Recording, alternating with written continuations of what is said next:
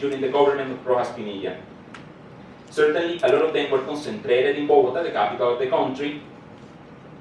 However, the rural housing remained important.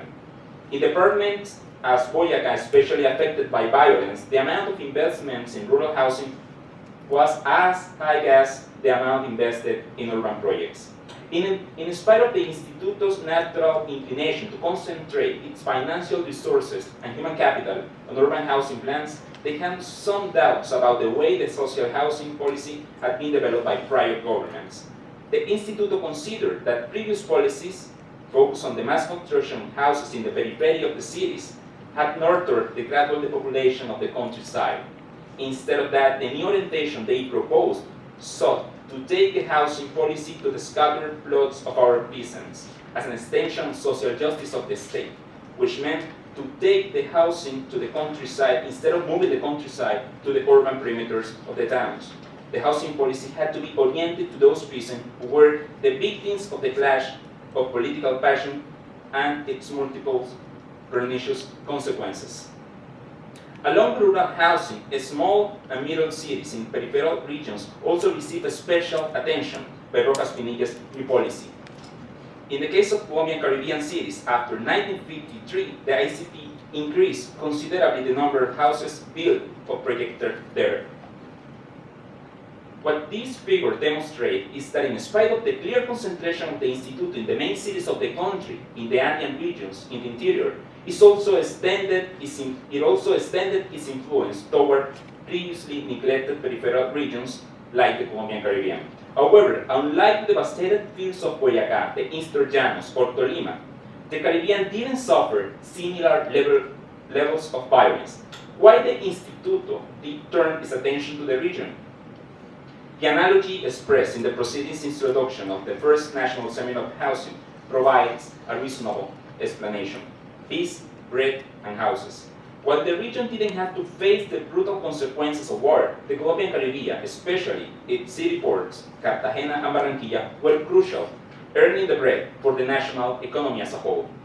As Rojas Pinilla put it in 1953, Barranquilla is the first maritime and fluvial port of the country and the key of our economy. In that sense, the ICT created in 1955, the plan for rehabilitation was launched and improvement of ports. This included works of ports renovation and urban rehabilitation in Tumaco and Buenaventura, located in the Pacific Ocean, and the rehabilitation of two giant towns located in Cartagena, the case of Shambacu, and Barranquilla, the Zona Negra, and moving their inhabitants to housing projects built by the Instituto. Both were shanty towns located in the surroundings of the ports and inner city. The housing plans that ICT proposed for Barranquilla and Cartagena were the biggest slum clearance projects they had ever made. Together, they numbered almost 3,000 houses.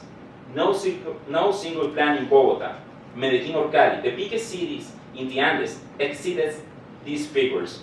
This confirms how relevant the peripheral regions were within the new social housing policy during the years of Rojas Pinilla. To conclude, in 1957, the director of the ICT's Rural Housing Division said that the housing policy created for those who had been victims of war were stagnant in spite of the earlier Rojas government's efforts. Its efforts to contain violence failed as well. The war began again in 1956. Tired about violence, political restrictions, and afraid of Rojas' attempts to keep the power beyond what was expected, liberal and conservative parties, students and businessmen, opposed strongly to the regime. Finally, Rojas resigned on May 10, 1957.